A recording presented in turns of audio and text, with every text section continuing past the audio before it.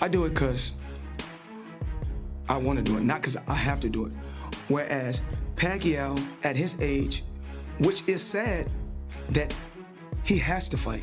Manny Pacquiao is really considering of coming back to professional boxing. I think that would be a good measurement and sign, and a marketing for him when he returned to boxing. The debate of who is the greatest boxer of all time. And that would be you? I don't know. That's why I'm still keep fighting. Floyd Mayweather has finally broken his silence on the return of his longtime rival Manny Pacquiao. At 46 years old, Pacquiao is preparing to re-enter the ring, stirring excitement across the boxing world.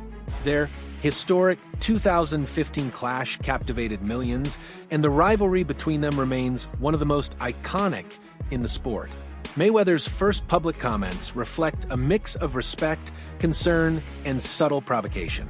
With Pacquiao stepping back into the spotlight, fans are wondering, could this be the beginning of another legendary chapter? Manny Pacquiao vs. Mario Barrios is a done deal. Fight will either happen July 19th or July 26th in Las Vegas or San Antonio. And it's not going to be a pay-per-view. It's going to be free on Amazon Prime. Whew. We blast Jake Paul for these types of fights. And yet a current world champion and Mario Barrios is going to go after Manny Pacquiao. Listen, I get it. You get to share the ring with the legend of Manny Pacquiao, one of the greatest to all ever do it. But he's been retired now. He's already in the Hall of Fame. Manny Pacquiao did not look good in his previous exhibition he did last year either. Mario Barrios should easily run laps around Manny Pacquiao, destroy him. Why are we wasting time with this type of fight? Manny Pacquiao, the only 8-division world champion in boxing history, is making a comeback to face current WBC welterweight champion Mario Barrios in July 2025. Pacquiao retired in 2021 after a decision loss to Denis Ugas, but now he's aiming to reclaim the same WBC title that began his legacy when he won the flyweight version in 1998. At 46, his return to elite competition has generated a mix of enthusiasm and skepticism, especially with the stakes so high. What's your next fight you're working? You're going working now. Where? Oh, you going to New York? No. I'm saying. You know, I know someone, he's one of the main coaches here, and they said, why is Roberts Gardner a coach? They thought he was the guy. No, I'm serious. Someone thought that you were the Gardner guy. Fuck no. Blas? Yeah, no, someone, seriously, one of the boxing reporters. No, Blas. I said, no, he's not. Yeah, of course, he's a legend. Where is he? The firefighter. They thought I was Because they saw the videos and they got confused. Oh, Mikey's here. Who's the guy with Mikey? I don't know. Who's the guy with Mikey? Oh. Okay, really quick. Manny Pacquiao. It looks like he's fight Barrios July 19th. Who wins? Mario Barrios, the 29-year-old champion from San Antonio, Texas, earned his title by defeating Denis Ugas in 2023 with a dominant performance.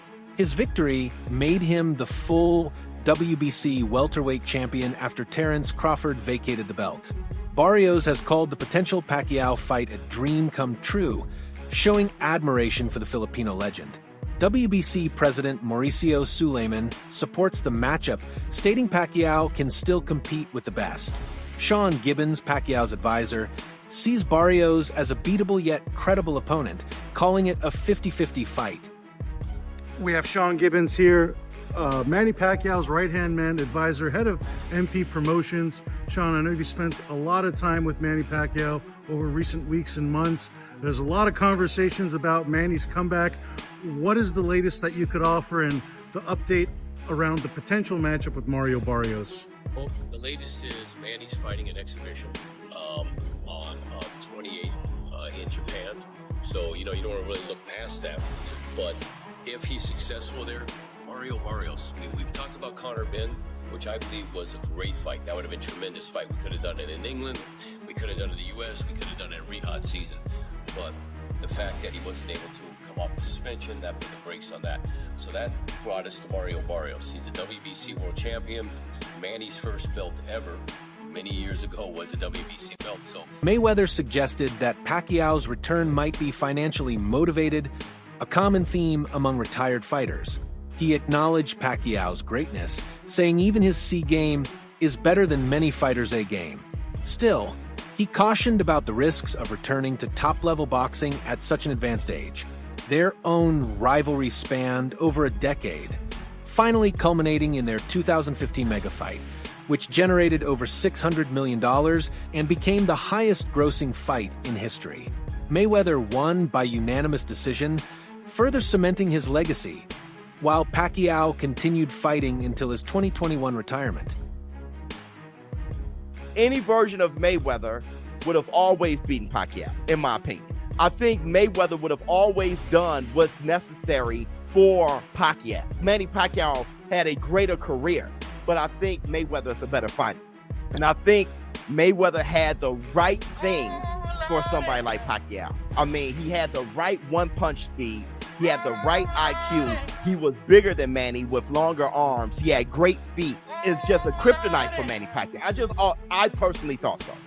Manny Pacquiao spoke about that he shouldn't have. Floyd Mayweather. Floyd Mayweather, yeah. Because it's a time and a place for everything. I'm not going to say he's right and I'm not going to say he's wrong. You know, but it's so crazy. When he spoke about it, I could have easily came out and said, yeah, you spoke about it. I ain't have to say nothing. Just by you saying my name, they gave me a check for $4 million. He said my name when he didn't supposed to. Remember I said it's a time and a place for any and everything. Pacquiao's upcoming fight will likely take place in Las Vegas, with venues like the T-Mobile Arena being considered. The July 2025 bout aligns with his schedule following his current political commitments.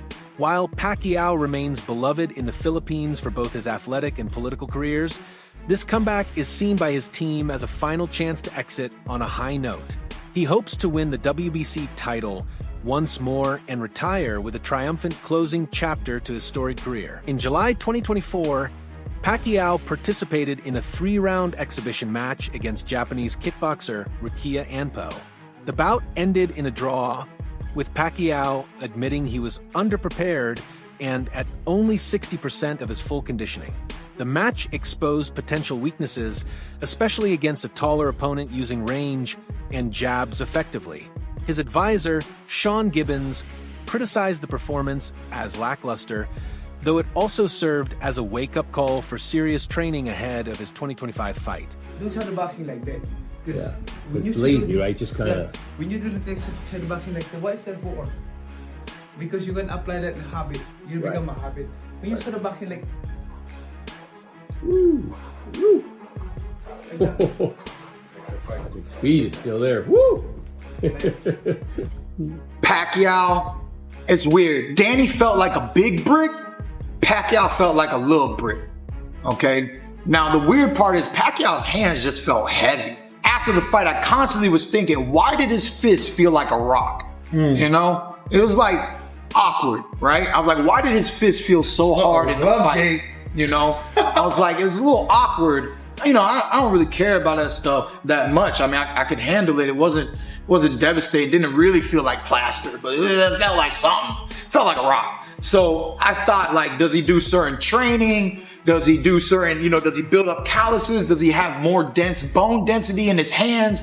Did they do some Asian stuff? What did they do? Who knows, right? And then looking at the picture, I was like, damn, you know what? Pacquiao wore them old school Mexican Reyes. Despite doubts, many still consider Pacquiao one of the greatest of all time. Boxing analyst Max Kellerman has argued that Pacquiao deserves to be ranked above even legends like Sugar Ray Robinson due to his unprecedented success across 8 weight classes. He emphasized that Pacquiao defeated elite opponents at every level, making his pound-for-pound resume arguably the most impressive in boxing history. Pacquiao's intense training regimen continues to be a key to his longevity. Even at 46, he trains 6 days a week, including double sessions and thousands of sit-ups, echoing the discipline that carried him from humble beginnings to global superstardom. His philosophy, "I work hard so I can fight easy," reflects a mindset that has inspired generations. Whether or not he can still compete at the top level remains to be seen, but his work ethic and legacy are undeniable. He also has a case for greatest fighter, pound for pound, who ever lived. Think about, by the way, I don't think he wins that argument. Sugar Ray Robinson is safely ensconced in that position. But Henry Armstrong, Muhammad Ali, Harry Greb, Sam Langford, Floyd Mayweather, Pernell Whitaker, whoever else you want to mention, put Pacquiao's resume up to those guys.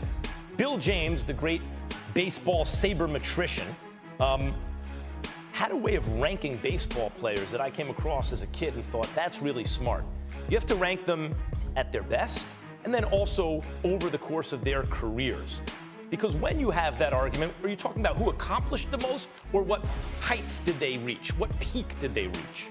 Take either for Pacquiao. Take his peak. Was it at 140 pounds when he obliterated Ricky Hatton, Miguel Cotto, and then Oscar De La Hoya, though that was at 147? Was that Pacquiao's peak? Because remember, that's when the Mayweather-Pacquiao hype actually reached fever pitch. Oh my God, these are two of the best fighters we've ever seen. And they're both in their primes, in the same weight class at the same time. So he's an interesting guy, man, because he's so friendly. Right. You know, like even like when people are trash talking, he's like smiling, and then he gets in that ring. Kick your different dude. Right. Once he steps through that roast, like this is a whole different set of rules he's flying with. Like, Keith Thurman talking about you gonna crucify him and stuff like that, and he just like, don't say that. Yeah, and got crucified. Yeah, but he's. I wish you the best too. Good luck in the fight. Good luck.